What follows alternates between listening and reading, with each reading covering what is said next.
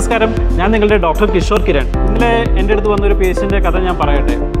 2 കാലിലും മാസങ്ങളായി muscle cramps വരുന്നൊരു 60 വയസ്സുള്ള ഒരു അമ്മയാണ് ഇന്നലെ എൻ്റെ അടുത്ത് വന്നത്. ഈ മസിൽ ക്രാംസ് വന്ന് ഉറങ്ങാൻ സാധിക്കുന്നില്ല എന്നാണ് എൻ്റെ അടുത്ത് പറഞ്ഞത്. 2 കാലിലും വെരിക്കോസ് വെയിൻ ഉണ്ട്.